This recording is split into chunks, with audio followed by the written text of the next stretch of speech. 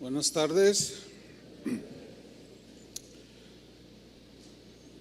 La ONU emitió un comunicado hace un par de semanas donde aseguraba que la pandemia de COVID-19 había disparado en un 25% la depresión en los seres humanos a nivel mundial, un 25%. La Organización Mundial de la Salud asegura que la depresión en la actualidad está afectando a más de 300 millones de personas alrededor del mundo. Es decir que, según estos datos, nos están mostrando que la pandemia del COVID desencadenó otra pandemia a nivel mundial, y esta es la depresión. La depresión es una de las afectaciones emocionales del ser humano más antiguas que se conoce, prácticamente desde la caída de Adán y Eva. Hipócrates, un famoso médico de la antigua Grecia, en el año 450 antes de Cristo, él acuñó un término al que llamó melancolía para enseñar sobre los problemas con los que se enfrentan los seres humanos. Todavía no existía la palabra depresión. Él acuñó el término melancolía y él definió la melancolía como un estado anímico en las personas permanente. Un estado anímico que se caracteriza por tristeza, desinterés por lo que rodea y otros síntomas más que surgen, dijo Hipócrates, por causas físicas, es decir, por fallas en el cerebro, en producir algunos químicos que provocan que no funcione bien la persona y entran en esa, lo que él llamó melancolía. Pero también habló de que hay problemas de tipo moral que meten a las personas en este estado de melancolía. Pero Hipócrates aseguró que este tipo de cosas que experimentamos los seres humanos por lo general son leves, o sea que en un par de semanas, un mes, son cosas que se superan. Fue hasta el año 1725 que un hombre, filósofo y otras actividades más que él, este hombre hacía, llamado Richard Blackmore, este hombre, siglo XVIII, fue el que acuñó el término que rige hasta el día de hoy, el término depresión. O sea, fue hasta el siglo XVIII que se usó ya en los ámbitos médicos de la psiquiatría la palabra depresión.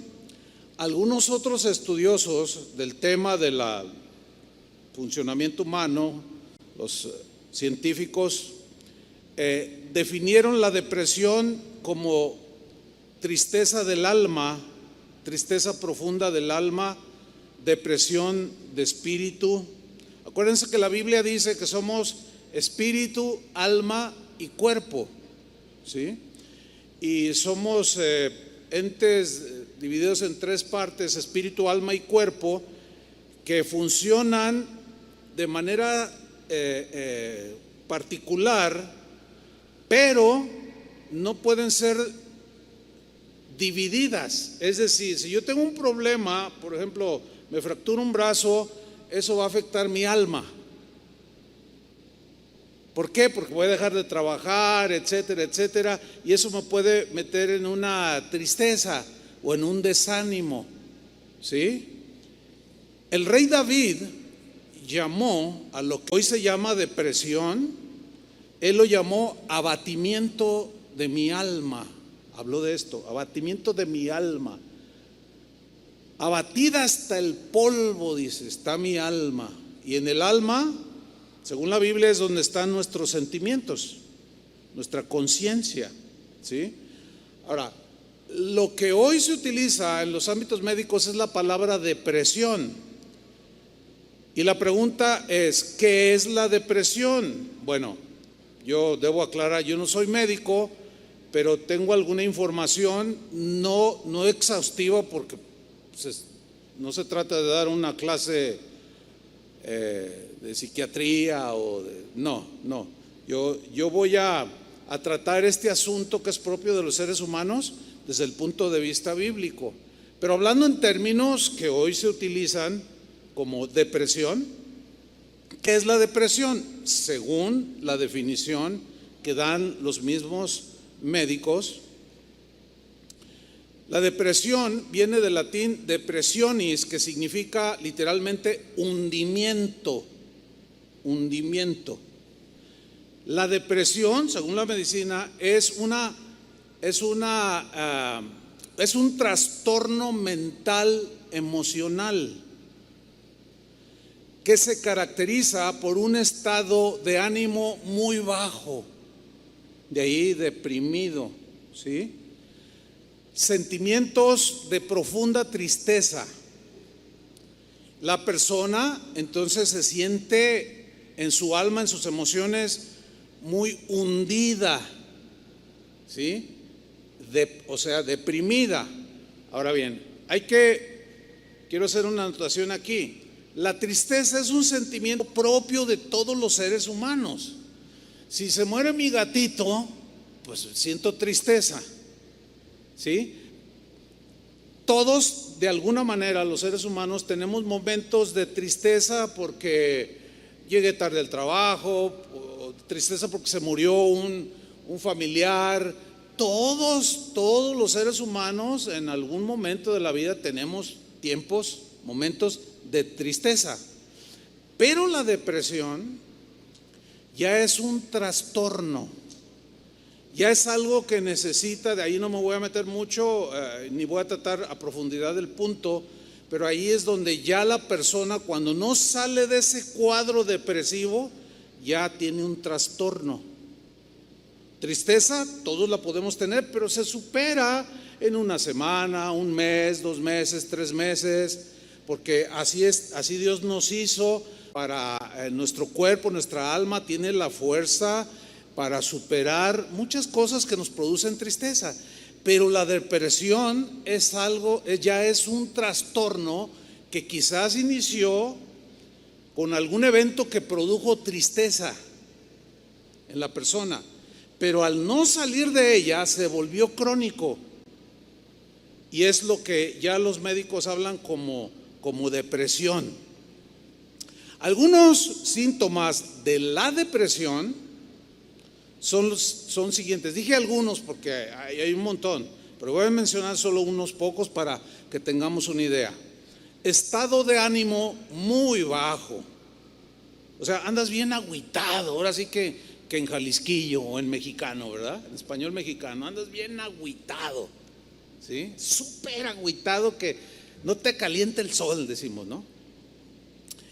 Irritabilidad, enojo. Mucha gente canaliza su depresión con estos síntomas. Están demostrando depresión, según los médicos. Yo además estoy transcribiendo la información que obtuve de clínicas y de médicos especializados. Profunda tristeza, dicen ellos también. Dificultad para conciliar el sueño, es decir, insomnio. Les cuesta mucho trabajo dormir, pero también exceso de sueño. Duermen 10 horas, despiertan y quieren seguir dormidos. No tienen ganas de levantarse, no se bañan, se desatienden de muchas cosas. Disminución del apetito, dejan de comer. Otros, al contrario, comen muchísimo. Entonces allí se ve que ya es un trastorno, que ya rebasó lo normal. un cansancio y falta de energía. O sea, se siente débil, todo el tiempo está cansado, comienza a tener sentimientos de inutilidad. O sea, que no sirvo para nada, ¿para qué estoy en este mundo? De culpabilidad, odio y rechazo hacia sí mismo. Y el típico: nadie me quiere, nadie me entiende, nadie me hace caso. Cuando alguien está deprimido, entra en una inactividad, en un retraimiento de las actividades cotidianas, como son trabajar, limpiar la casa, cuidar a los niños, bañarlos. O sea, todo lo que tiene que ver con la vida normal. La persona deprimida entra en una inactividad, o sea, se vuelve indiferente, como que no le interesa, y la gente no sabe muchas veces que está en esta condición. Y los familiares dicen: oye, ¿qué te pasa a ti? Y a veces se portan agresivos con este tipo de situaciones con las personas. Sentimientos de desesperanza, así como de ansiedad, de que preocupación, ¿qué va a ser de mis hijos? ¿Qué va a ser de mí? Ay, mi marido ahora que murió. O sea, pensamientos incluso que rayan ya en el extremo de desear la muerte. ¿Para qué estoy ya en esta vida? Pero llevado al extremo, ya pensamientos extremosos como quitarse la vida.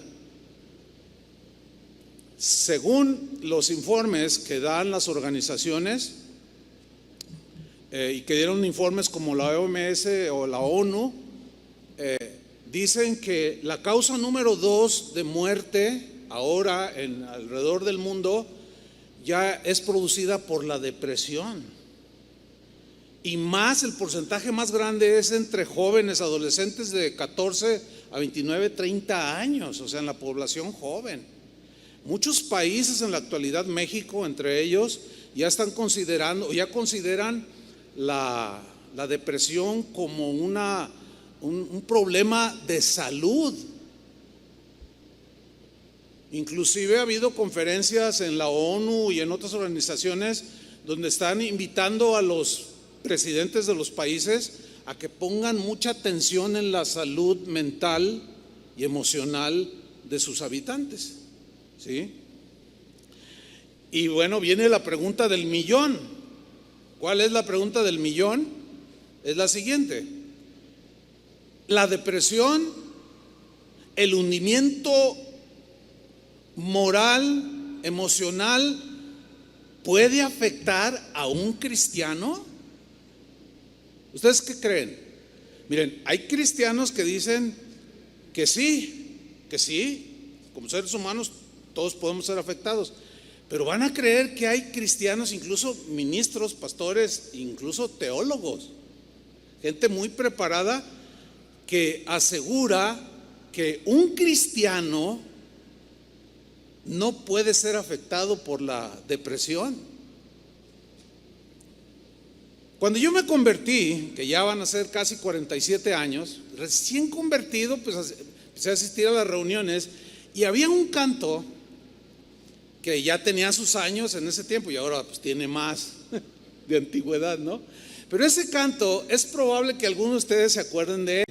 Es un canto que decía así, no lo voy a cantar, nomás lo voy a recitar.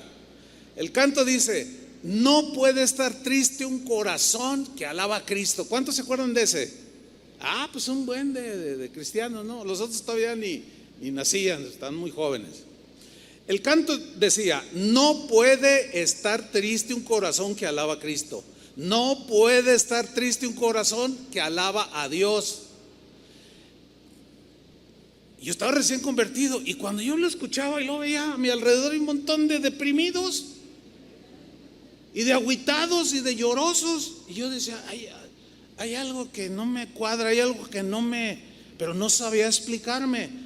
Entonces, cuando lo cantaban en el tiempo de alabanza, no puede estar triste un corazón, luego yo miraba, porque yo a veces yo mismo, no, pues ahorita ando bien agüitado, porque entonces mi novia Vicky me había terminado, No, no se crea, eso es broma. Pero ya éramos novios. Y yo veía que otros andaban tristes, algunos hasta deprimidos, ya en una depresión profunda. Pero luego cantaban eso y yo decía, no, ¿cómo? Nunca me cuadró ese canto. Y yo me acuerdo que le pregunté al líder de alabanza, oye, ese canto como que no es muy real, porque ¿a poco no se entristecen los cristianos? ¿A poco no se agüitan los cristianos? ¿A poco no se deprimen? Y dice, oye, ¿de veras, verdad? Le digo, sí, como que ese canto hay que quitarlo del himnario, ¿no? Porque no es muy real. Ahora, es verdad, es cierto, estamos conscientes que el término depresión no está en las escrituras. Yo ya di la explicación previa de cuándo se acuñó, siglo XVIII. Entonces, por lo tanto, no aparece en las escrituras. Sin embargo, los síntomas y los cuadros de depresión están plasmados en las vidas de algunos personajes de la Biblia. No se llamaba depresión, pero hoy los médicos, los psiquiatras le llamarían depresión.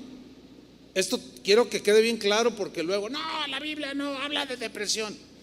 Ya lo sé que no habla de depresión, pero sí se ve el cuadro, como lo vamos a ver ahorita, de algunos que manifestaron este cuadro, estos síntomas de la depresión. Por ejemplo, Job fue un varón, un hombre de Dios, un hombre piadoso, un hombre justo, temeroso de Dios, dice la Biblia, habla de él, y apartado del mal. Un hombre bueno, pues. Pero un día experimentó un episodio en su vida muy trágico. Hubo una tragedia. Vino un viento huracanado fuerte sobre donde estaban sus hijos, cayó encima de ellos el techo y los mató a sus hijos. Sus bienes, sus riquezas que él poseía se esfumaron. Y por si fuera poco, contrajo una enfermedad que en ese tiempo era incurable. Bueno, algunos de sus amigos de Job se acercaron para consolarlo, pero él estaba en una tristeza muy profunda, en una ya que rebasaba lo normal, ¿sí? Su tristeza era mucha. Aún así, fíjense, al ser un hombre de Dios, se mantuvo firme en su fe, nunca acusó a Dios. Él dijo, Jehová me dio todo, Jehová me lo quitó. Sea bendito el nombre de Jehová.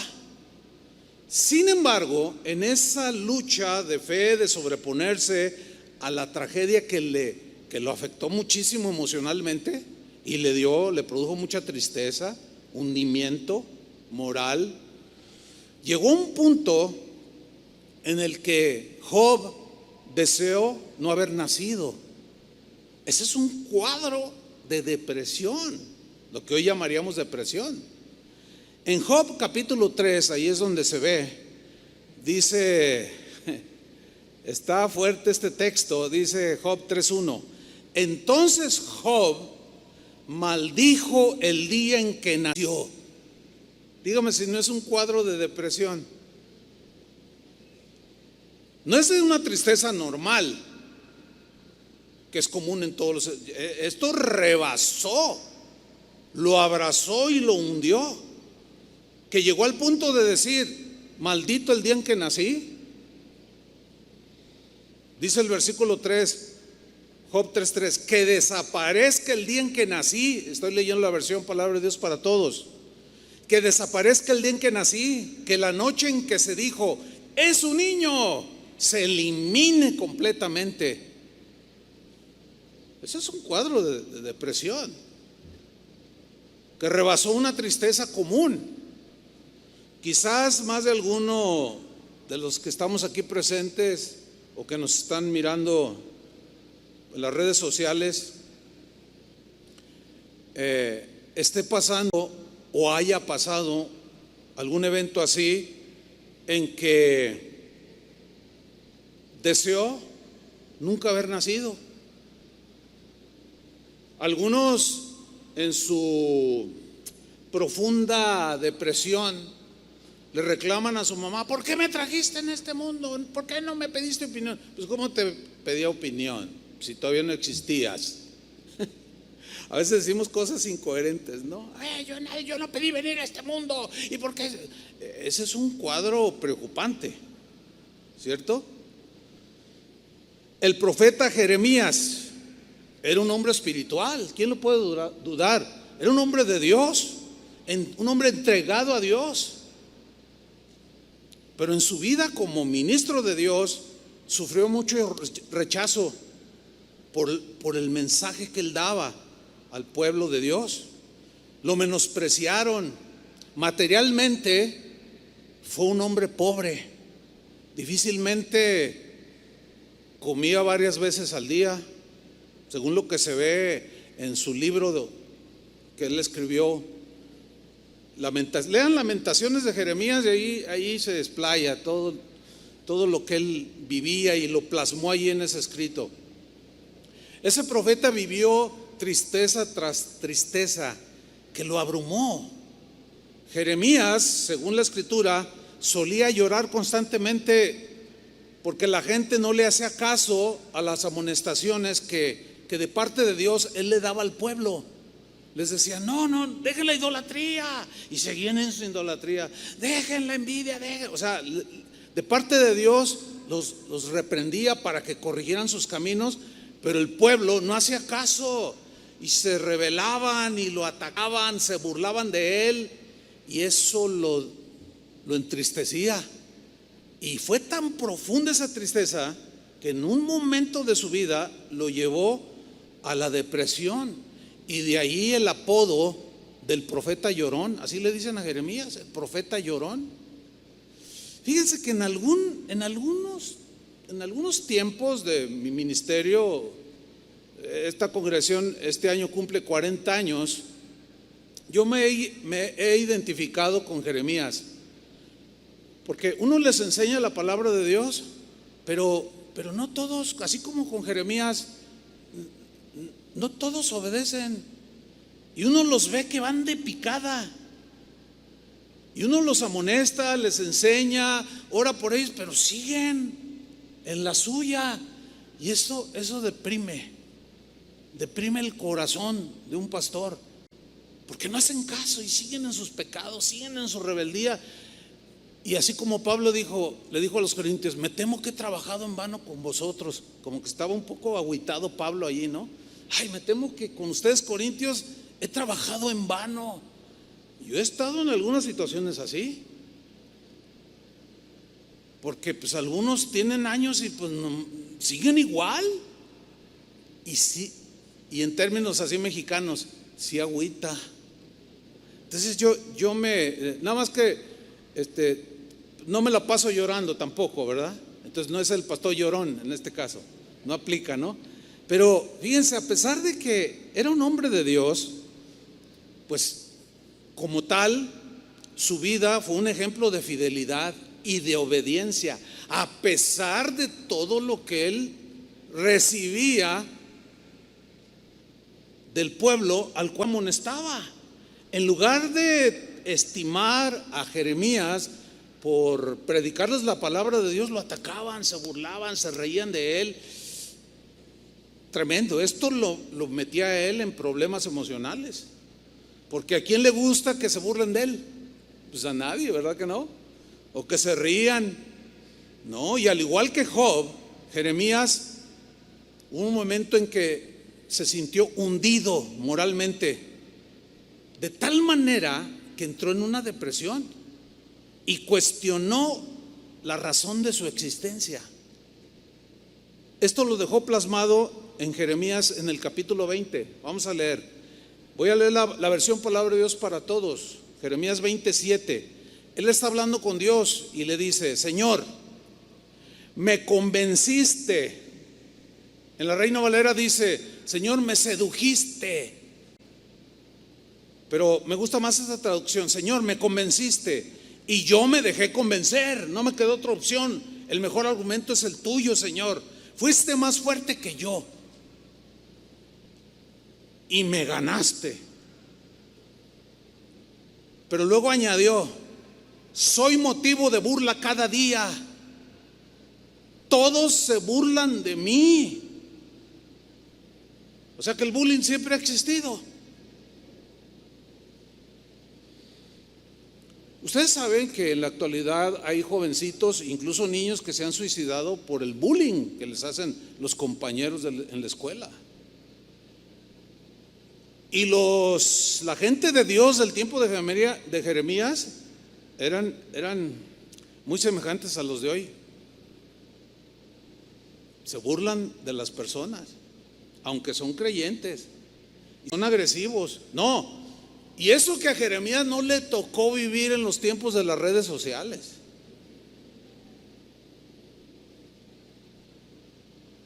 Dice el versículo 8: cuando hablo, grito. O sea, como que se enojaba, ¿no? Dice: anuncio el dolor y la violencia. Que él miraba cómo se comportaba la gente mal.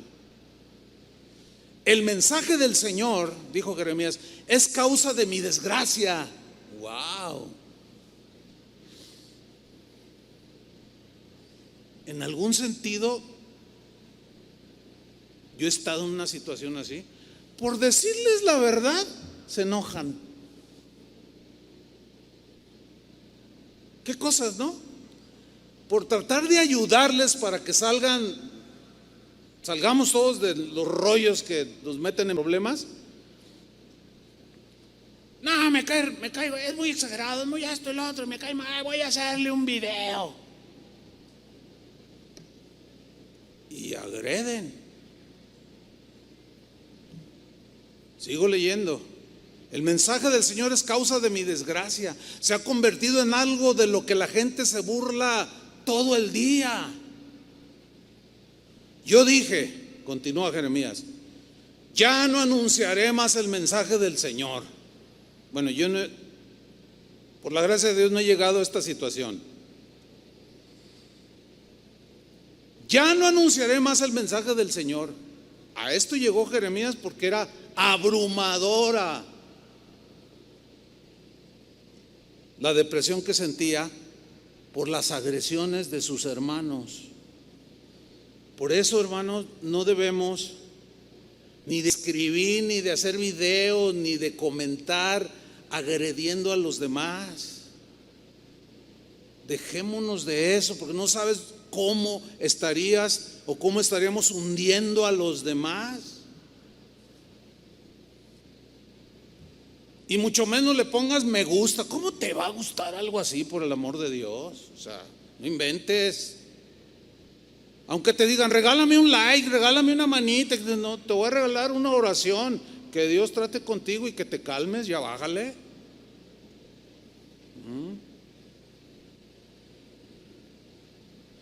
Continúa Jeremías: no volveré a hablar en su nombre, pero su mensaje dentro de mí se convierte en un fuego ardiente que me cala hasta los huesos.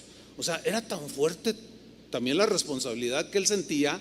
Se peleaba con sus emociones y decía, pero trato de soportar esto, de no predicar ya para no recibir tanto ataque y tanta burla, pero es como un fuego dentro de mí y pues no me queda otra, lo voy a seguir haciendo. Sigue hablando: hago todo lo que puedo por contenerlo, o sea, el mensaje, pero me es imposible. Tengo que seguir hablándoles la verdad. Y como diría uno de los hombres previos a la reforma de la iglesia del siglo XV, XVI, que dijo: prefiero herirlos con la verdad que matarlos con la mentira. O sea, no puedo callarme, decía este hombre llamado John Hus.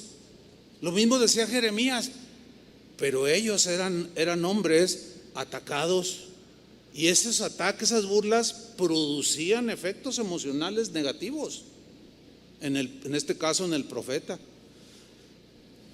Versículo 10: he escuchado a muchos que susurran burlonamente, el terror lo tiene rodeado, está lleno de miedo. Anunciemos el terror, anunciémoslo. Incluso mis amigos, dijo Jeremías, me observan para ver si me equivoco.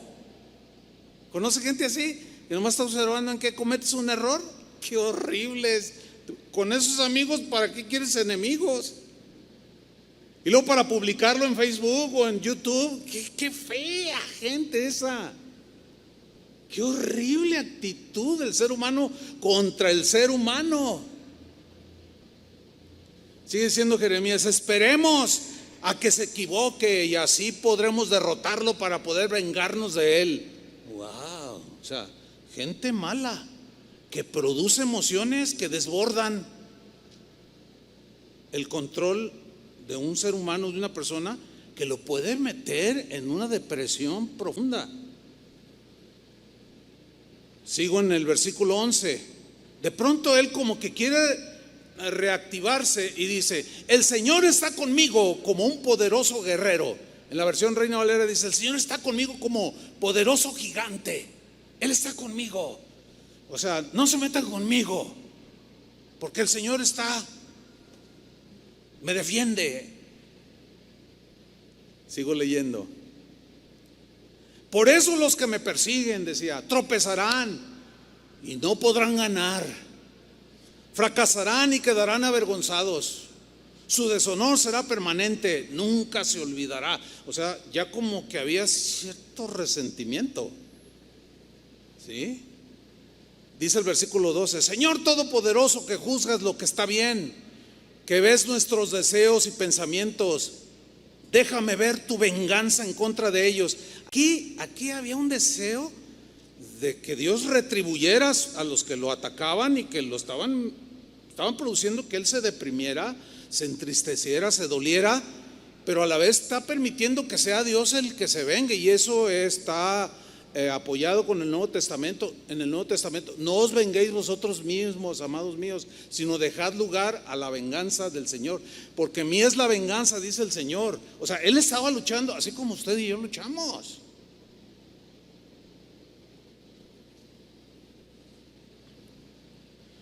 Te lo pido porque he puesto mi caso en tus manos. Dice el versículo 13, canten al Señor, alaben al Señor, porque Él salva al pobre del control de los malvados. Eso es una verdad. Pero a veces, aunque es una verdad, seguimos siendo personas, seres humanos emocionales, que cuando esas emociones negativas nos desbordan, nos meten en problemas. Por eso Jesús dijo, al que te maldiga, no lo maldigas tú, o sea, no te pongas con él, no, bendícelo. Al que te persiga, ora por él. Al que, o sea, no paguéis mal por mal, dijo Pablo, sino paga un bien por un mal que te hacen. ¿Por qué? ¿Por qué esos mandamientos? Porque Dios sabe cómo funcionamos. Y si nosotros accionamos y funcionamos conforme a la palabra de Dios, nos blindamos el alma, el corazón, las emociones, para que éstas se desborden y nos metamos en esas broncas que luego después ya no podemos contener, porque se nos desbordan. Ahora fíjate, está hablando, canten, alaben al Señor, pero en el versículo 14 de pronto como que vuelve a caer en ese estado, porque miren lo que dice en el versículo 14: maldito sea el día en que nací. Wow, qué fuerte se oye, ¿no? Maldito el día en que nací. O sea, está acá y luego está acá. Significa que está luchando, que está en una situación fuerte. Entonces allí como que le está desbordando la emoción negativa, la tristeza profunda que sentía, la depresión. Maldito sea el día en que nací, maldito sea el día en que mi mamá me trajo al mundo. Yo sé que la inmensa mayoría de los que estamos aquí jamás ha dicho una cosa así, ¿verdad que no? Yo lo sé, uno que otro quizás, pero hay que tratar de entender. Así como estamos viendo que un hombre de Dios cayó en semejante situación, cualquiera de nosotros puede caer. Y tenemos nosotros que ser empáticos, es decir, ponernos en el lugar del otro y tratar de comprender su situación. Pero por eso de ahí, hermanos, que no debemos abonar a la burla, a la calumnia, al me gusta el video, aunque hablen pestes de quien sea. No, eso no es para nosotros. Ni debe ser algo en lo cual nosotros nos involucremos. Dice el versículo 15: maldito sea el hombre que hizo sentir feliz a mi papá cuando le anunció, es un niño. Fíjate cómo está maldiciendo. Qué duro, ¿no? Qué fuerte, qué difícil. Y luego todavía al que le anunció, Jeremías le dice que ese hombre que anunció eso sea como las ciudades que el Señor ha destruido sin compasión. O sea, que escuche gritos de dolor en la mañana. Como que ya se desbordó demasiado, ¿no, Jeremías? Y de guerra al mediodía. Y luego en el 17 dice, ¿por qué no me mató en el vientre? O sea, le está diciendo a Dios, o refiriéndose a Dios, ¿por qué Dios por qué no me mató en el vientre de mi madre? Mi mamá habría sido mi sepulcro y yo nunca habría salido de su vientre. ¿Por qué tuve que salir del vientre de mi madre para ver todo este dolor y sufrimiento y para pasar lleno de vergüenza el resto de mi vida? Miren, por favor, entiendan, ciertamente la palabra depresión no se encuentra en la Biblia, pero el cuadro de lo que hoy la ciencia define como depresión, díganme si no estaba deprimido el profeta. Ya no le importaba, ya no quiero saber nada de nadie. Ya no quiero predicar, ya no quiero hacer lo que tengo que hacer cotidianamente. Fuerte, ¿no? Elías es otro profeta de Dios. Fue junto con Moisés que se transfiguró cuando estaba Jesús con Pedro, ¿se acuerdan? Que dijo, hagamos aquí una enramada, aquí me quedo con Elías y con Moisés. Sí, ese profeta que un día oró para que lloviera y llovió. Y después oró para que no lloviera y se detuvo la lluvia. Ese hombre había triunfado sobre 400 profetas de un dios falso llamado Baal y terminó eliminándolos.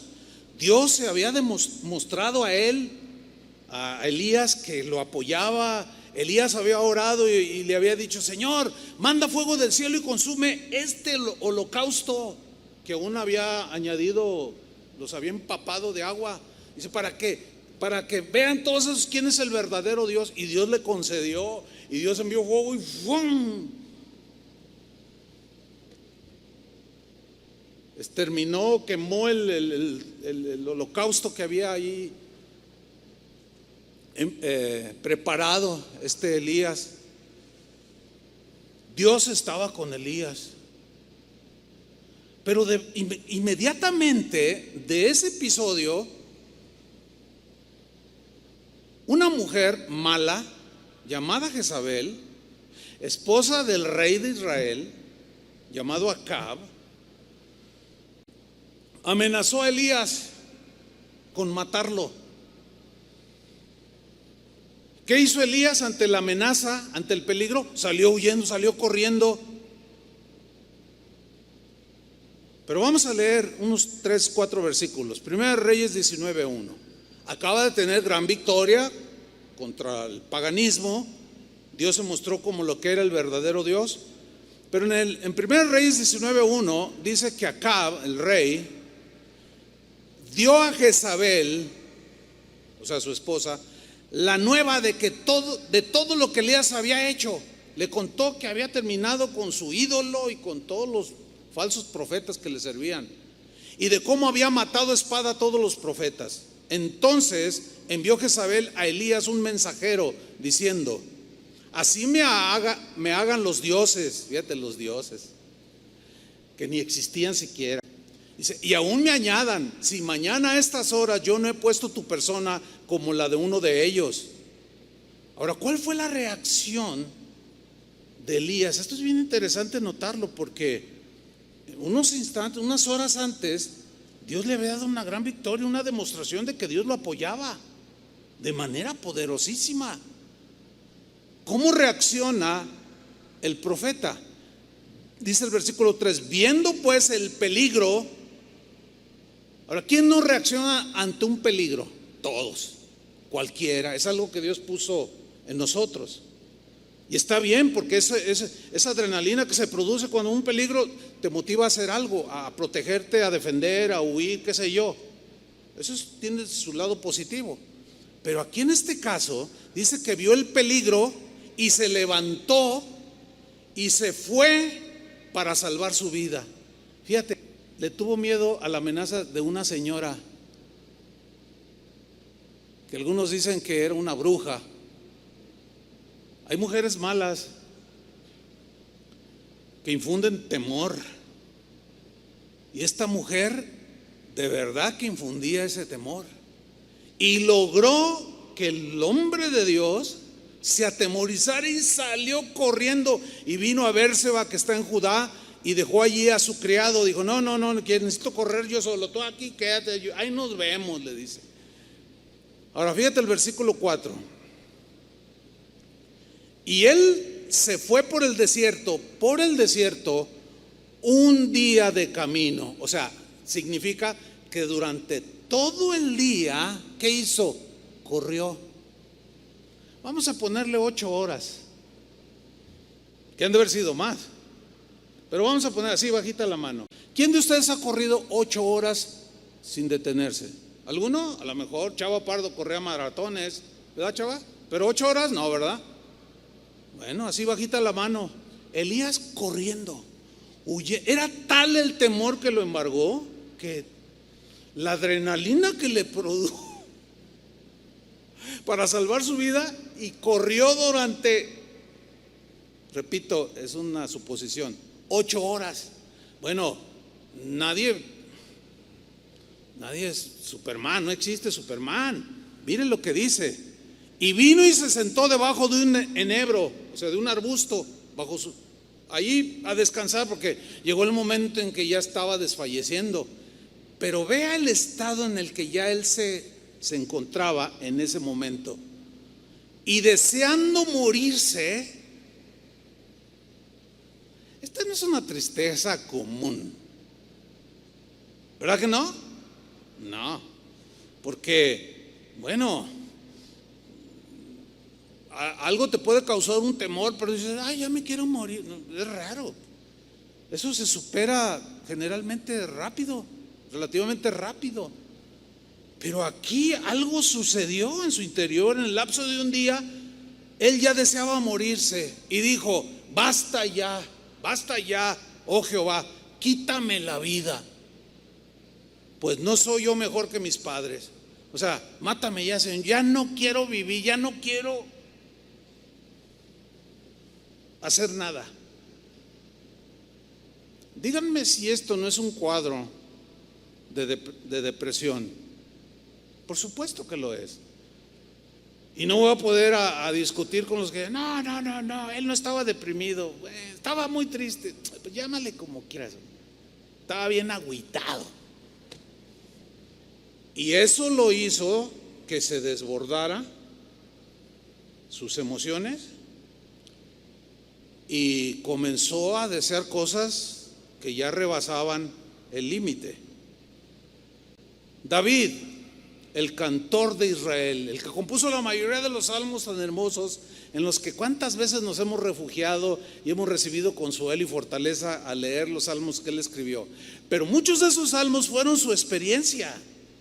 Y a pesar de ser un hombre conforme al corazón de Dios, tuvo episodios muy difíciles en su vida, situaciones de mucho estrés, de tristeza profunda, que lo hicieron conocer a ese rey David los abismos profundos de la depresión. Por ejemplo, él fue perseguido por el rey Saúl, simplemente por celos. David era un jovencito que acababa de vencer al gigante Goliat. Luego un hombre ya hecho y derecho, todo un rey, se pone a sentir celos del jovencito. Dice, no, me cae gordo porque ya me va a ganar puntos. Y entonces lo empezó a perseguir para matarlo. ¿Te imaginas un hombre de 40 años? Se cree que más o menos tenía en esa edad Saúl, y David no llegaba ni a los 20. Y ya lo quería clavar con lanza. Pues qué mala onda, ¿no? Eso a cualquier joven pues lo deprime, ¿o no? Jóvenes, ¿cuántos de ustedes cuando eran jóvenes que su papá era bien tremendo, era golpeador, blasfemo, maldiciente, mujeriego, borracho y golpeador? ¿A poco no se agüitaban? ¿Y cuántos de ustedes tuvieron pensamientos que los rasaron? Muchos de nosotros aquí. No pueden decir que no.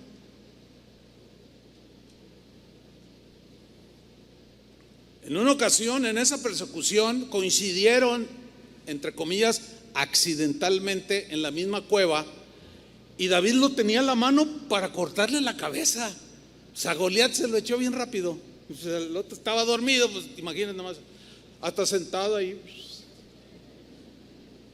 Pero David dijo, no, yo no lo voy a tocar. Nomás le cortó un pedacito de tela de su manto, de su vestimenta.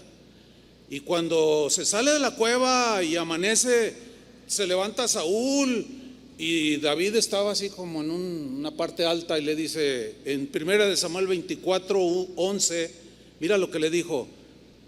Padre mío, le dice, que era una expresión de mucho respeto. Padre mío, le dice, mira la orilla de tu manto en mi mano, le dice, se lo enseña. Porque yo corté la orilla de tu manto y no te maté. Porque él no era ningún asesino. Dice, conoce pues y ve que no hay mal ni traición en mi mano, ni he pecado contra ti. Sin embargo, tú andas a casa de mi vida para quitármela. Eso le agüitaba a David, eso lo ponía triste y lo hundió en una depresión, porque tenía que andar huyendo un jovencito. En el Salmo 142, versículo 2, David va delante de Dios y le dice, delante de él expondré mi queja, delante de él manifestaré mi angustia. Estaba angustiado, triste, a punto de hundirse en una depresión profunda. Dice el versículo 3, cuando mi espíritu se angustiaba, ¿dónde? Dentro de mí. Ahí está el conflicto interior. Tú conocías mi senda, en el camino que andaba me escondieron lazo, refiriéndose a Saúl, que lo quería matar. Versículo 4, mira a mi diestra y observa, Señor, pues no hay quien quiera conocer, no tengo refugio, ni hay quien cuide de mi vida. Ya las últimas palabras del versículo 4 ya estaban como desesperanzadas, como que la esperanza empezaba a desaparecer por lo recio de la batalla y de la situación que él estaba viviendo. Un día, Absalón, uno de los hijos de David, lo traicionó, lo quiso derrocar cuando ya David era rey. Y se ganó el corazón del pueblo y les dijo que se levantaran, se rebeló pues contra su papá. Qué terrible ha de ser que un hijo traicione a su padre. Es probable que algunos de ustedes hayan vivido esa situación. Como también es terrible que un padre traicione a sus hijos o a su esposa. La traición es uno de los golpes más fuertes que una persona puede recibir de parte de otro. ¿Alguna vez han sido traicionados? ¿Algunos de ustedes? A ver, levanten su mano. Pues un buen. Ahora bájenla. ¿Cuántos de ustedes han sido traicioneros? Fíjense bien lo que dije. ¿Algunos lo hicieron? Mira, no podemos evitar ser traicionados, pero sí podemos evitar ser los traicioneros. Procura lo más que puedas nunca traicionar a nadie. Pero cuando te traicionen, refúgiate en Dios, porque es un dolor muy profundo cuando te traicionan. Y las traiciones siempre vienen de los más cercanos a ti. Y duele muchísimo. Y ahí es donde debes de cuidar tu corazón para no caer en una situación en la que comiences a decir: ya no quiero predicar, ya no quiero saber nada, ya quiero huir y quiero irme, ya no me interesa nada y ahí nos vemos. Lo cual es algo terrible. Entonces Absalón traiciona a su padre y se hace proclamar rey, y le mandan la noticia a David. Entonces envía a uno de sus generales y le dice: mira, ve y apaga esa rebeldía, pero no le hagas nada a mi hijo. Pero estos van y lo enfrentan y lo matan a Absalón. Entonces regresan y le dan la noticia, y miren la reacción de David. Segunda de Samuel 19:1. Dieron aviso a Joab, que era uno de los generales de David: he aquí el rey. ¿Qué estaba haciendo el rey?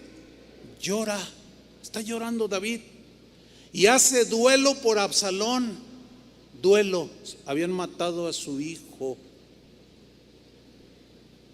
Híjole, ha de ser un dolor muy fuerte perder un hijo. Hace 2 días una familia perdieron su hijo de 19 años. Ha de ser durísimo, ¿no? Y cuando hay unas situaciones así, hermanos, necesitamos ser empáticos, o sea, ponernos en el lugar de ellos, porque a veces yo he presenciado cuando hay algún funeral de algún hermanos que traen, o sea, sus intenciones son buenas, pero les falta sabiduría, les falta sentido común. Ay, ¿a poco estás agüitado, hermano? Ya está con el Señor, ya, gloria a Dios. Ay, hermanos, ¿qué les pasa? Nada que ver con esa actitud. Es vergonzosa, es más, ¿o no? No podemos nosotros tener una actitud así. No, es que a mí se me murió mi papá y yo no le hice tanto al cuerpo. Espérame. No todos procesamos igual. Hay gente que es más fuerte en ese sentido emocionalmente. Hay otros que son más débiles y otros muy débiles. Se les muere el gatito y duran 15 días tristes. Y otro: ay, atropellaron a mi Goliat, o sea, un perrito, ¿verdad? Y el otro día tiene otro. Ya se le olvidó el Goliat. Es que somos diferentes y no podemos meter a todos en el mismo cuadro. Entonces David, un hombre pues de Dios, pero era muy sensible, era su hijo, rebelde sí, traicionero sí, pero le dolió. ¿Cómo evitar que no le duela? O sea, hay cosas que nosotros no podemos evitar y tenemos que ser prudentes.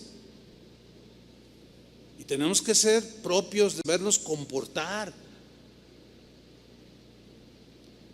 La sabiduría enseña que cuando hay una situación de duelo, no llegues: ánimo, hermano, el Señor, ¿o qué? Órale. No. Eso no enseña la sabiduría ni la prudencia. La sabiduría y la prudencia enseña que vas, lo ves al hermano o tu familiar o tu amigo o el hermano en Cristo que perdió a su papá, a su mamá, qué sé yo, y simplemente va y lo abraza. No, es más, miren, cierren la boca, porque es difícil decir algo ahí en ese momento, pero sí puedes transmitir mucho cuando abrazas, te solidarizas con la persona, estás siendo empática, porque duele. La Biblia dice: llorad con los que lloran. No dice: llegas todo sonriente y todo triunfalista acá y levántalo. No, dice: llora con el que llora. Y pues David estaba bien triste. Dice el versículo 2: y se volvió aquel día la victoria en luto para todo el pueblo. O sea, la gente fue empática con David, aunque reconocía: ese muchacho era un rebelde, pero era su hijo y lo amaba, y mira cómo llora.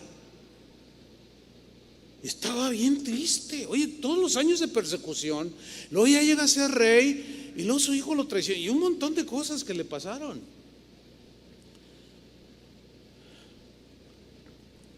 Entonces todo el pueblo entró en luto porque oyó decir el pueblo aquel día que el rey tenía dolor por su hijo. Y entró el pueblo aquel día en la ciudad escondidamente, o sea, así como prudentemente, ¿no? Así como contacto, precisamente. Como suele entrar a escondidas el pueblo avergonzado que ha huido de la batalla, o sea, muy propios, ¿no? Así como muy, híjole, no hay que decir nada. Lloremos con el rey, participemos de su dolor. Dice el versículo 4: mas el rey, cubierto el rostro, fíjense cómo estaba David, clamaba en alta voz: hijo mío Absalón, Absalón, hijo mío, hijo mío. Estaba triste. Ahora, cuando hay un suceso así como de duelo por la muerte de alguien, es una tristeza normal. ¿A poco no? Es normal. Y normalmente lo superamos, porque todos hemos tenido familiares que se han muerto, ¿sí o no? Pero de manera, entre comillas, normal, lo superamos en unos meses.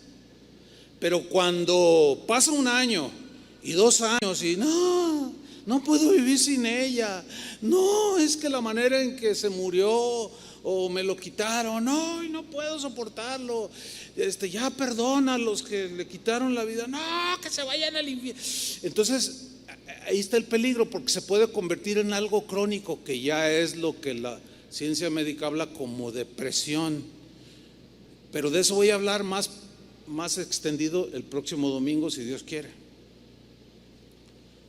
Hay múltiples razones, pues, distintas circunstancias por las que nosotros los cristianos podemos caer en depresión: la pérdida de un ser querido, la pérdida de trabajo, problemas matrimoniales, temores, fracaso en los negocios, desprecio, rechazo de otros, burlas, calumnias, falta de recursos económicos, pobreza material, enfermedades y 1000 razones, hermanos.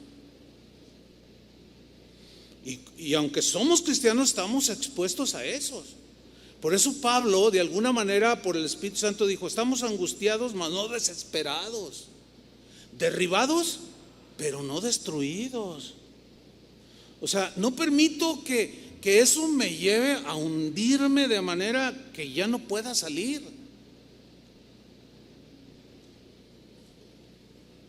Fíjense que de manera, extraña, no es la palabra, de manera inacertada, algunos maestros de la Biblia, ministros, algunos cristianos, consideran y aún enseñan que la depresión en sí misma es pecado. Pero si analizamos bien la situación, vemos que no, este concepto es erróneo. Decir que en sí mismo estar deprimido es pecado, pues hunde más al deprimido. Pues, porque Job no había hecho nada malo, ¿verdad que no? Ni Jeremías habían hecho nada malo, eran hombres buenos, gente de Dios, y se reprimieron. ¿Pecaron? No. Más bien tenemos que reflexionarlo de esta manera.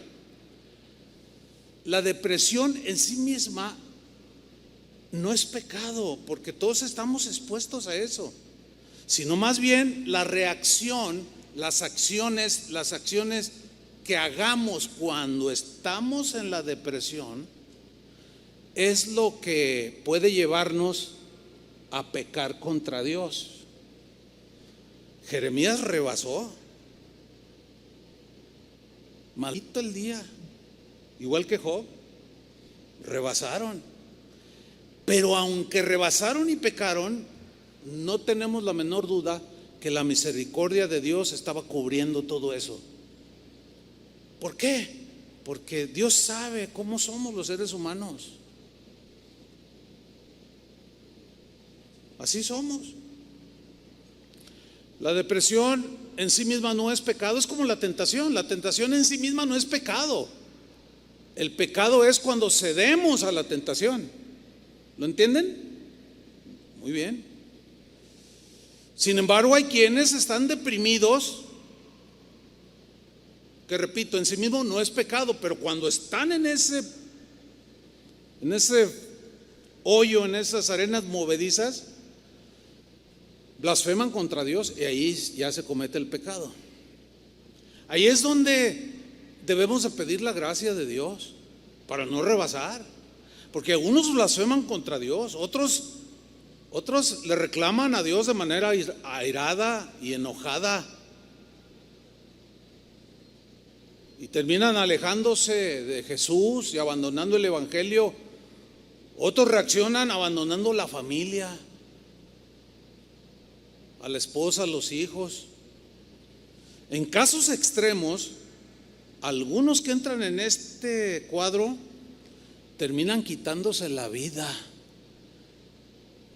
Y eso es muy, muy trágico. Y eso es lo que el Señor quiere evitarnos a nosotros.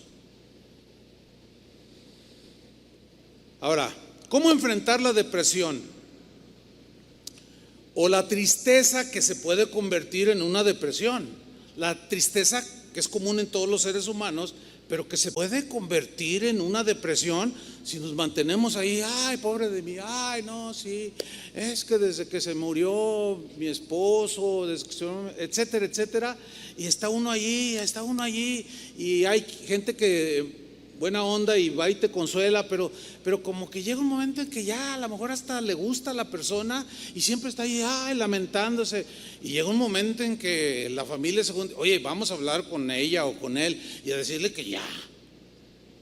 ¿Conocen casos así? Yo sé que sí. Ya hay que decirle que ya, o sea, en buena manera, tratar de llevarla a que ya estuvo, ya son 2 años y todavía está, ya no trabaja, ya no cuida a los hijos, ya está en una depresión, y hay que tener misericordia como Dios la tiene de nosotros. Entonces, ¿cómo enfrentar la depresión y salir de ella lo más pronto posible? Les voy a dar hoy nada más tres principios en la Biblia. Número 1, Santiago capítulo 5 versículo 13. ¿Qué hacer? ¿Cómo salir de esa tristeza, digamos, normal que atañe a todos los seres humanos, y salir lo más rápido para que no se convierta en una depresión? Aquí está Santiago 5:13. ¿Está alguno entre vosotros afligido? ¿Qué hay que hacer? Haga oración. Mire,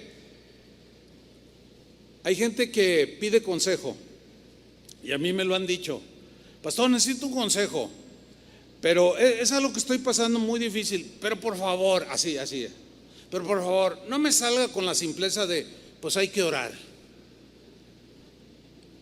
Y uno se queda, ¿qué? Sí, no, a ver, ¿qué quiere? Bueno, yo no les digo así, pero así como por dentro, sí, bueno, a ver, ¿qué quiere, no? Si la Biblia dice, ¿está alguno afligido?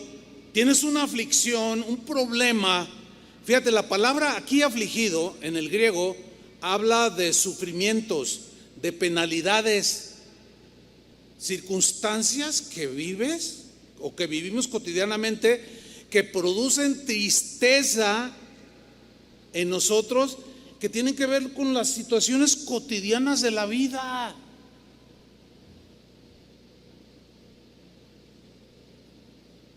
Pero hay que salir de ellas. Entonces, ¿qué dice aquí? ¿Está alguno de vosotros padeciendo un sufrimiento que le está produciendo depresión?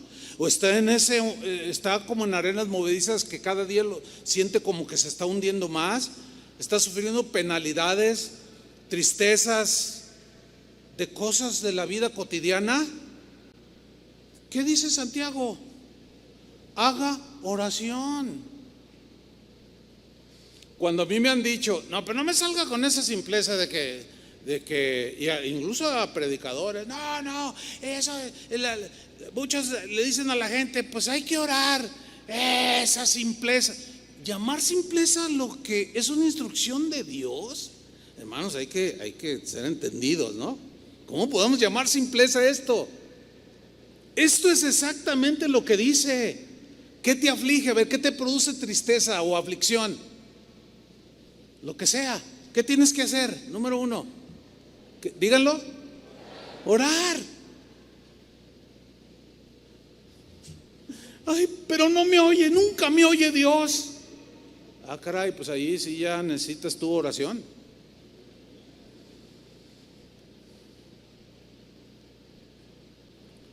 ¿Cómo que no te contesta? ¿Cuántas veces le has pedido? Bueno, en realidad no le he pedido. Oh, ya ves, entonces, bueno, pues acércate a Dios y pídele y cree que lo que le estás pidiendo, Dios lo está escuchando y en su momento te va a responder. Ay, es que me cuesta tanto trabajo. No puedo hacer más por usted, hermano. Ahí está, ore.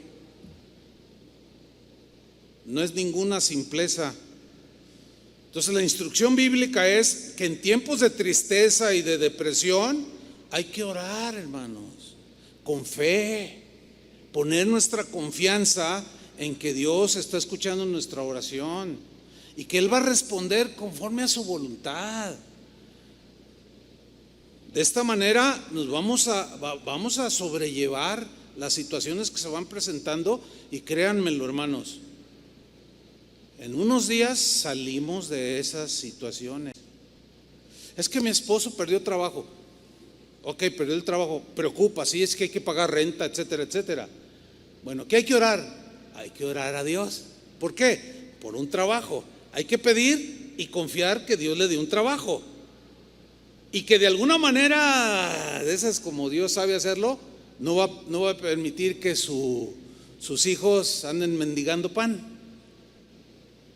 Y Dios puede sostenernos en medio de cualquier escasez, ¿sí o no?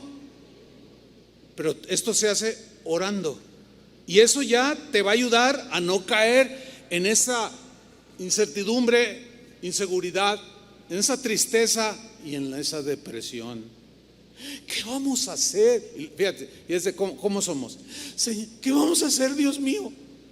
Pues que tú no vas a hacer nada más que buscar el trabajo.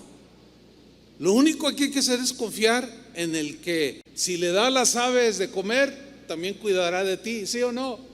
¿Se dan cuenta cómo es? No es complicado. Nosotros complicamos.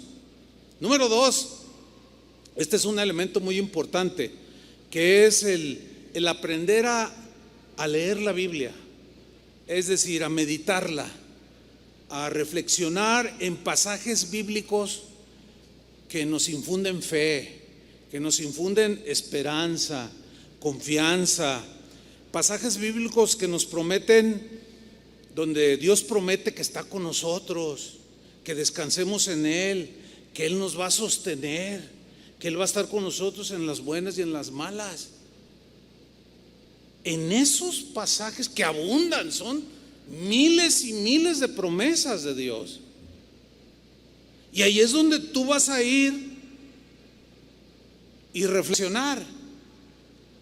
Yo no tengo nada en contra de leer la Biblia en un año, créanmelo. Pero, o sea, está bien, pero cuando yo lo intenté hace muchos años así, de una manera más sistemática, tenía que leer tantos capítulos de tantos libros para que en el lapso de un año ya leía toda la Biblia. Pero la leía de esta manera: yo de mi pastor nada me faltará en lugares delicados, pastor. ¿Qué entendiste? Pues nada, pues sentí bonito. O sea, que leemos y leemos, pero no meditamos, no analizamos. Vamos a hacer un ejercicio breve para ilustrarles cómo es meditar y reflexionar en los pasajes que nos infunden fe y confianza. Esto nos va a ayudar a salir de la inseguridad, del temor, del miedo, de la tristeza, de la depresión. David, vamos al Salmo 23, conocidísimo. Bueno, en el Salmo 23, versículo 1, David dice: Jehová es mi pastor, nada me faltará. En lugar de desde pasos me hará descansar, junto a aguas de reposo me pastoreará. Pero luego llegamos al versículo 4, Salmos 23, 4. Quiero que leamos con atención. Así es como se lee la Biblia. Fíjate, y se medita y se reflexiona. Aunque ande en valle de sombra de muerte, no temeré mal alguno, porque tú estarás conmigo. Algunos lo leen así, con la rapidez en que lo leí, y lo entienden como que nunca vamos a pasar ninguna situación que nos aflija. No, la Biblia dice: aunque ande en valle de sombra, eso no llegará nunca. Yo reprendo esos momentos, y se agarran peleando contra la misma escritura. Es que no están leyendo bien, no se aplican en la lectura y en la comprensión. Hay que analizar cada palabra, cada frase. ¿Sabe qué significa aunque? ¿Sí le aunque? ¿Sabe qué significa aunque? A pesar de.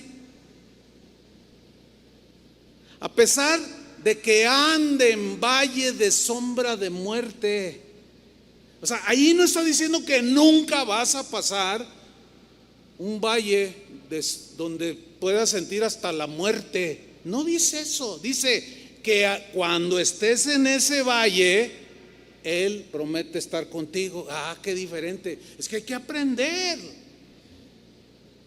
a leerlo. Y hay que aprender no solo a leerlo, sino a entender cada palabra. Aquí, por ejemplo, dice: aunque andar es caminar. A pesar de que camine o esté viviendo, experimentando valle de sombra de muerte. Bueno, allí hay que estudiar un poco más, porque pues esto tiene un contexto. En las tierras bíblicas había algunos valles, incluso se dice que hay un valle que le llaman así, el valle de la sombra y de la muerte. Es un valle, están montañas bastante altas y el valle, ¿sí? Y cuando sale el sol, no pega directo, y la altura de las montañas hacen una sombra. Entonces la luz no penetra y sigue estando oscuro allá abajo. Llega un momento en que el sol se pone en su cenit y da luz directa, pero es solo un par de horas, porque luego se sigue trasladando y la otra montaña produce otra sombra y produce oscuridad. O sea, no hay mucha luz. Y en esos valles, en el Israel bíblico, bueno, todavía están ahí esos valles, ¿no? Se escondían fieras, se escondían maleantes, delincuentes, asaltantes, sicarios. Había toda clase de peligros. Y David dice: Dios es mi pastor, Él me va a cuidar, Él me va a alimentar. Un día o varios días, o en algunas ocasiones, voy a atravesar el valle de la sombra y de la muerte. ¿Me están entendiendo? Aunque lo reprendas y lo ates y hasta puntapiés espirituales le des, vas a pasarlos. Todos esos asuntos de que no lo recibas y que son doctrinas raras, extrañas. David no está haciendo eso. Él dice: yo sé que un día voy a pasar este valle de sombra. De hecho, cuando él pastoreaba las ovejas, había lugares donde él pasaba las ovejas por ahí y tenía que estar cuidando del oso y del león. Aunque ande en valle de sombra de muerte, no temeré mal alguno. ¿Están notando? Aquí ya está hablando en el lenguaje de la fe, de la confianza plena en Dios. Porque tú estarás conmigo. Eso es lo que hay que meditar. Y salimos, cuando vamos atravesando, vamos dando los pasos en medio de esa oscuridad, pero Él está con nosotros, aunque no lo sintamos, porque a veces no sabemos ubicar las cosas y decimos: es que no siento a Dios. Hay muchas veces que estamos aquí en la reunión como congregación y yo siento la presencia de Dios bien fuerte, a veces tan fuerte que hasta lágrimas me salen de mis ojos, de la presencia tan manifiesta de la presencia de Dios. Pero hay otras veces que no siento ni cosquillas, no siento nada. Pero como hemos ido aprendiendo poco a poco a meditar, a reflexionar, aunque no sienta a Dios, eso no significa que Él no está, porque Él prometió estar con nosotros. Y aunque yo no lo sienta y no tenga muchas ganas, lo voy a alabar. ¿Me están entendiendo? Hay veces que no, ganas de predicar, no hombre, ¿cuáles ganas de qué? No. Pero aunque no tenga ganas, aunque esté cansado o a lo mejor un poco enfermo, qué sé yo, me duele la cabeza o me duele la ciática, ya con la edad ya duele todo. Nunca me ha fallado el Señor. En cuanto me paro en algún lugar como este, su gracia se manifiesta. Y no me quedo allá rumiando mi frustración allá en mi casa. Ay, que predique chava, que al cabo tengo un montón de predicadores. No, hermanos, esas son cosas que uno va aprendiendo. Todo eso te ayuda a superar todas esas cosas.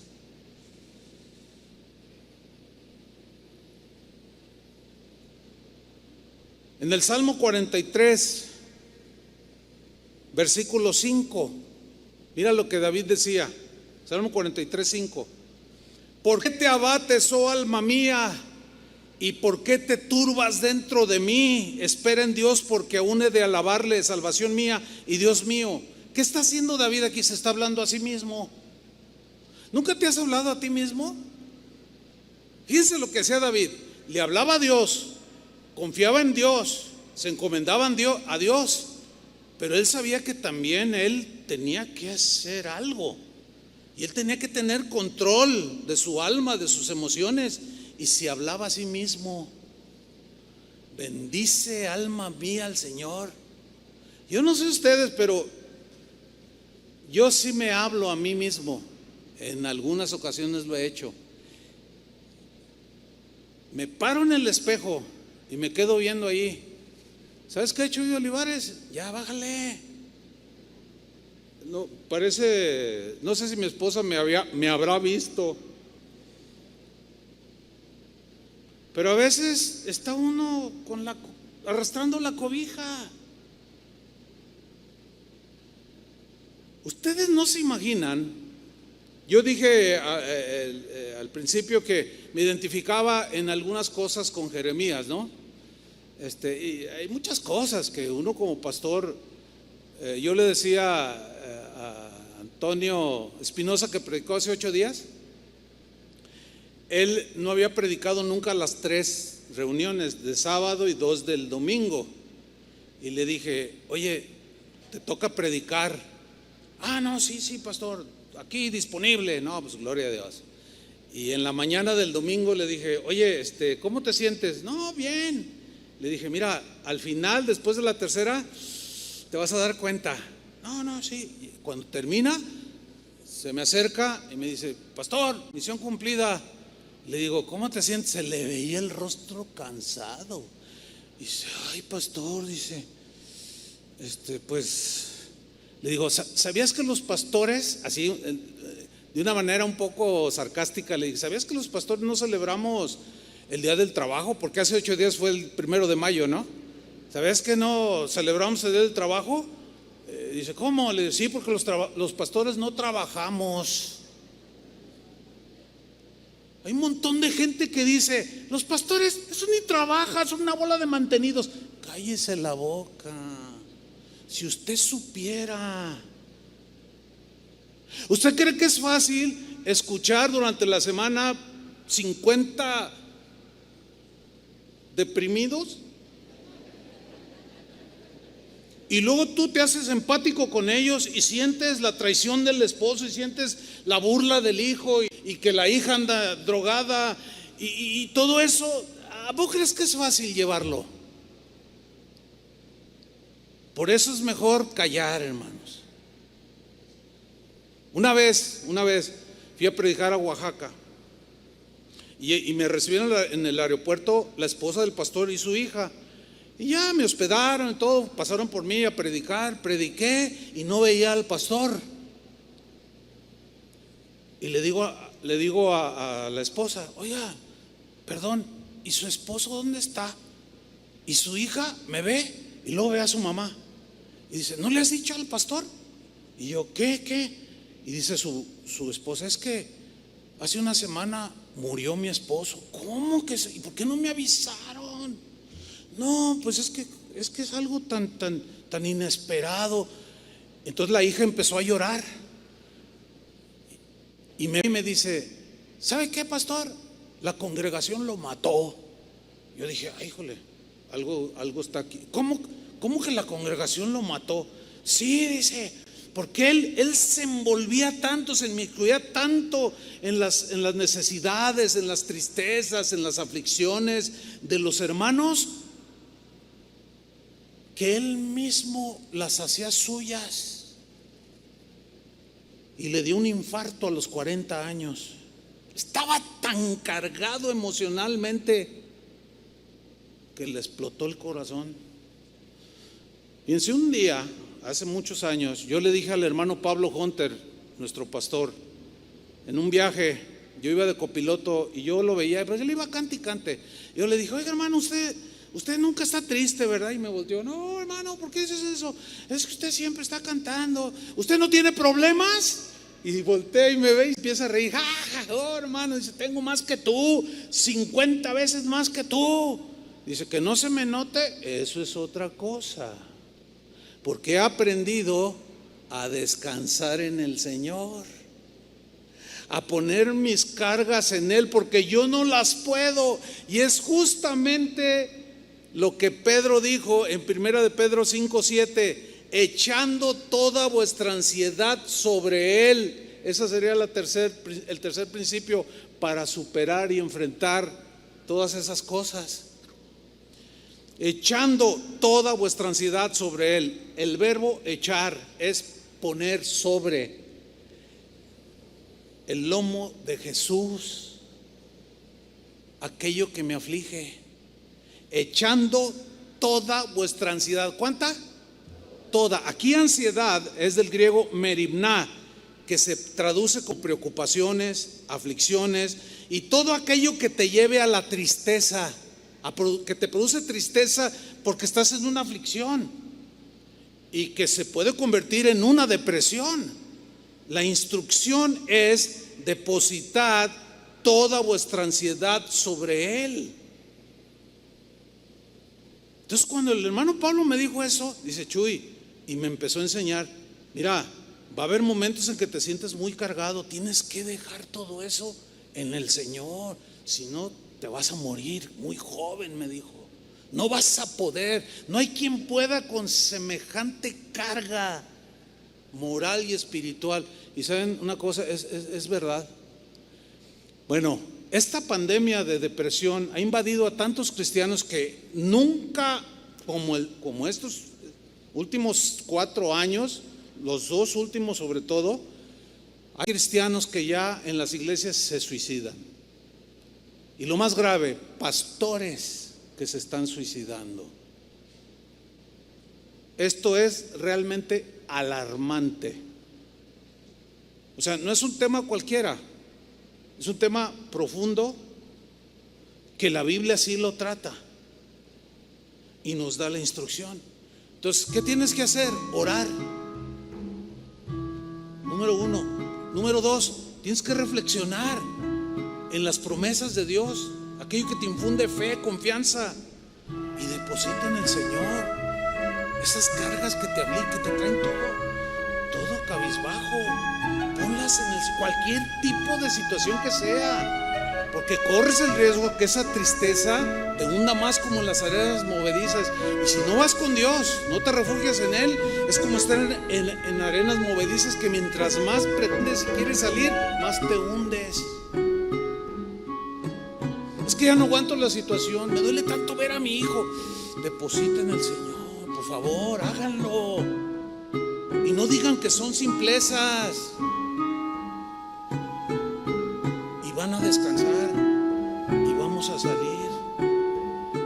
En la actualidad, yo me considero una persona que,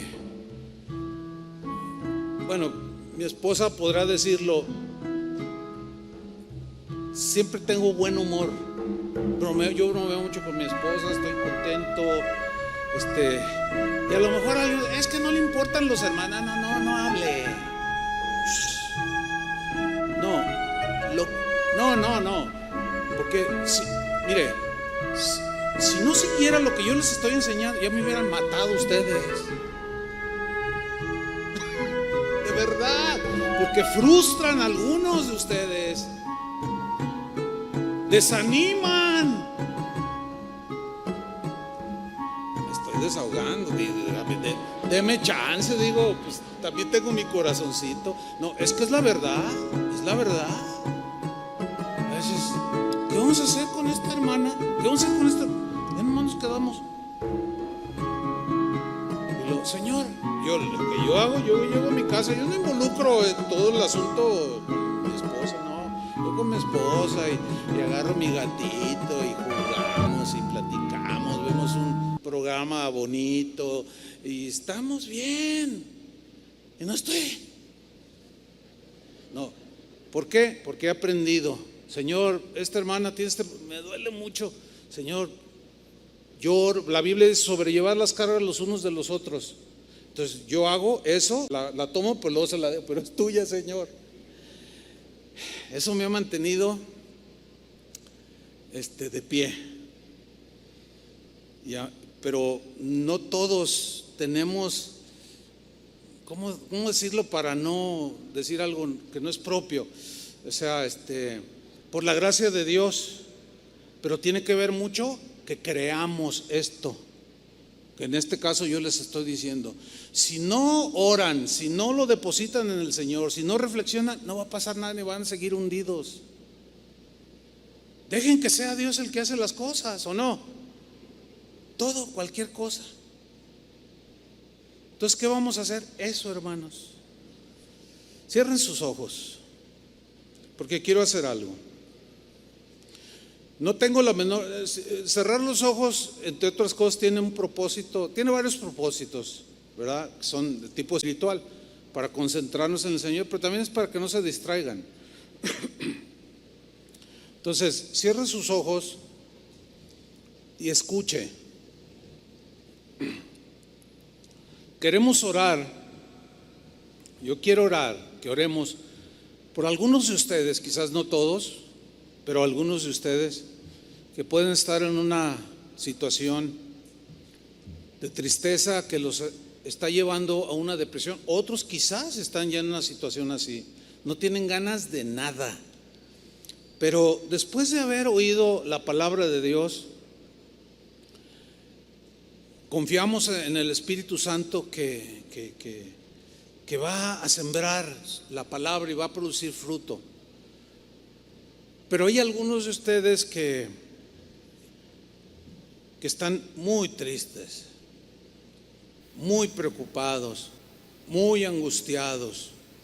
Algunos ya mostrando síntomas de depresión, han dejado de comer y todo lo que hemos dicho. Y queremos orar por ustedes. Queremos, como dice la Biblia, llorar con los que lloran, sostener al débil, animar el corazón que desfallece para continuar en esta vida que no es nada fácil. Esta vida que es como un valle de lágrimas. Entonces, si usted considera que está en una situación así, nada más póngase de pie en su lugar y queremos orar por usted. Queremos echarle un hombro allí. Queremos ponernos por unos momentos en su lugar para echarle una mano. Lo que sí queremos pedirles es que no permitan que esto los derribe. Levántense. Ahí está la palabra de Dios. El Señor está con ustedes. Vamos a orar. Padre, te damos muchas gracias por tu palabra, porque tienes cuidado de nosotros. Y tu palabra dice, alguno está afligido, tan afligido que está triste, haga oración. Y en este momento oramos, Señor. Oramos pidiendo tu gracia, tu fortaleza. Hay muchos hermanos afligidos, no solo aquí, sino alrededor del mundo.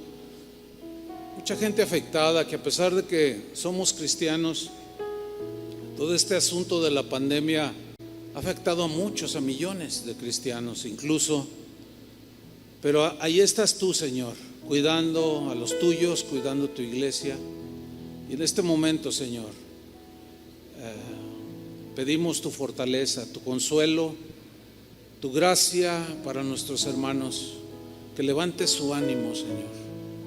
Oramos y hacemos nuestras tus promesas para levantarnos, Señor. Y en este momento depositamos eso que nos preocupa y que nos trae de capa caída, que nos trae angustiados, tristes, decepcionados, y lo depositamos en los hombros de Jesús. Hágalo, hermano. Dígale: Señor, no puedo yo con esto. Tan es así que me estoy hundiendo y no he podido levantar, pero en este momento, conforme a tu palabra, yo echo sobre ti toda mi ansiedad, todas mis preocupaciones, todo aquello que me produce tristeza, inseguridad, depresión. Y confío, Señor, en que tú me sacarás, y que en lo que yo paso este valle de sombra, de muerte, aunque ande en ese valle, tú estarás conmigo. Y tu vara y tu cayado me infundan aliento, Señor, en este momento. En el nombre de Jesús. Reciban la palabra de Dios, hermanos. Reciban la fortaleza de Dios, la gracia del Señor. Levántense, confíen en Él. Él está allí. Pónganse todos de pie. Levanten sus manos al Señor y díganle: Señor, muchas gracias por tu palabra. Y adoremos al Señor con todo nuestro corazón. Gracias te damos, Señor.